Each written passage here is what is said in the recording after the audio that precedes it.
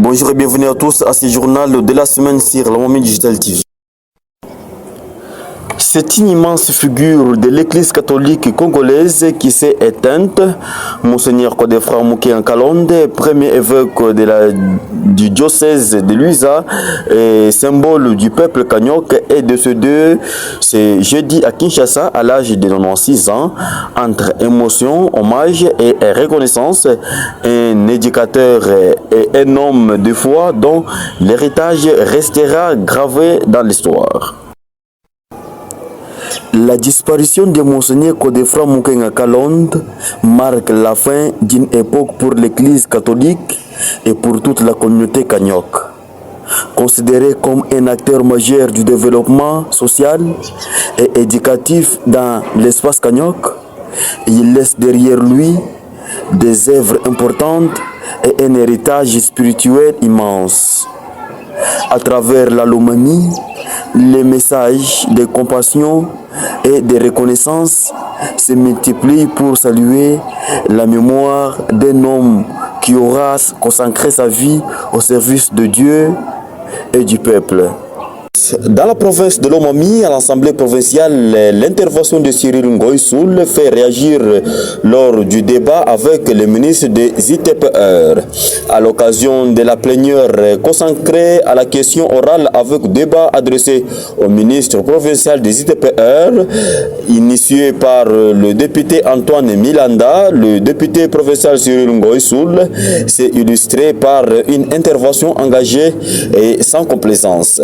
Dans une prise de parole suivie avec attention par l'hémicycle, l'élu de Lulou a interpellé le ministre sur plusieurs préoccupations liées aux infrastructures et aux attentes de la population, affirmant ainsi sa volonté de jouer pleinement son rôle de contrôle parlementaire.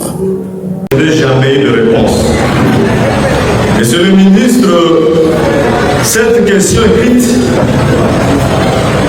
n'était pas spécificatoire. Ne commettons pas les erreurs et vous voyez les efforts déployés par les honorables députés dès lors que vous êtes détenteur d'une question écrite. Et voilà que les collègues que mon prédécesseur vient de ramasser, toutes les questions, et qu'à cela ne tienne, j'aimerais revenir avec des espacements. Toutes mes questions se focalisent dans la question écrite. Monsieur le ministre, les collègues ont parlé de l'avenir Kabinakane. Et j'aimerais donner les mots. Il y a eu financement de 89 000 $ pour cet avenir Kabinakane. Alors, pour compléter les questions de mon prédécesseur, nous vivons tous dans la même ville de Kabina. D'ailleurs, les travaux étaient bel et bien exécutés sur l'avenir Kabinakane, où nous avons des avenirs Kabinakane. Est-ce qu'il y a-t-il moyen de nous donner les récépissés, le prêt faisant foi et décaissement de montants de 82 000 $ donnés par le chef de l'État pour l'avenir Kabinakane? Chaque fois nous pleurnichons, il s'est dit à ça les longs côtés par la maison. Est-ce qu'on peut voir des Kétaïkon? Et ça n'est ça. Population de la Kabina va d'autres la maison. Bon, la voix peut te montrer qui c'est les Sénégalais. Monsieur le ministre, donne-moi un peu de preuves, dites-nous sérieusement, il y a des avenirs Kabinakane. J'aimerais savoir, quelle société adjudicateur a bénéficié de ce marché et conformément à quelle procédure de passation des marchés publics sur les fonds de 80 000 $. Toujours sur Kabinakane, quel est le taux réel d'exécution sur terrain? Alors aucune matérialisation objectivement n'est perceptible, palpable par la population des Kabines. Monsieur le ministre,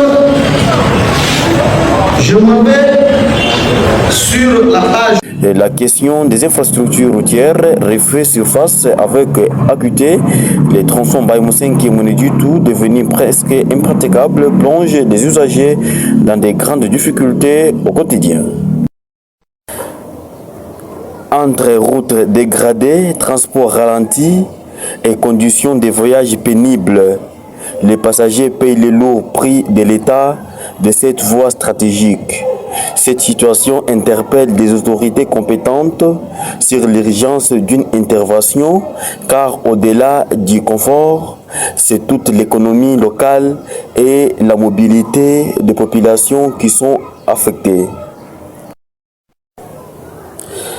Le journalisme responsable et cohésion locale portaient la voix de la paix depuis nos entités. Cela était le thème au lancement officiel des assises de l'Union nationale de la presse du Congo, sous-section Moneditu, Camige et Lulu, organisée à l'occasion de la Journée internationale de la liberté de presse.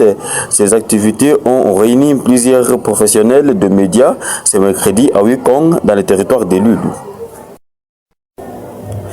Au courant de ces assises, les participants ont été appelés à promouvoir un journalisme engagé pour la paix et la cohésion sociale. Dans sa communication axée sur la production d'une information responsable, Gaël Sabwe Matanda Kapol rappelle le rôle essentiel du journaliste dans la stabilité des communautés. Il a invité les professionnels des médias à lutter contre les rumeurs et à privilégier des contenus capables de renforcer l'unité et le vivre ensemble au sein de la société. Un nouveau drame routier endeuille la province de Lomami. Léon Mukendi, inspecteur-chef de pôle secondaire de Kachisung, dans le territoire de Lulu, a perdu la vie ce mercredi dans un tragique accident impliquant un poids lourd au niveau du pont de Moussadi à l'entrée de la ville ferroviaire de Moneditu. Une disparition brutale qui choque le secteur éducatif alors que la victime revenait d'une mission officielle liée à l'examen d'État. Selon plusieurs témoignages recueillis sur place, le manque de visibilité provoqué par un important nuage de poussière serait à l'origine du drame. Respecté pour son engagement dans le domaine de l'éducation, Léon Mukendi laisse derrière lui une profonde émotion au sein de la communauté éducative de Lomami 2. Ce nouvel accident relance une fois de plus le débat sur la sécurité routière et les conditions de circulation sur certains axes de la province. C'est à cette nouvelle que nous mettons fin à notre journal de la semaine. Merci pour l'avoir suivi et à la prochaine.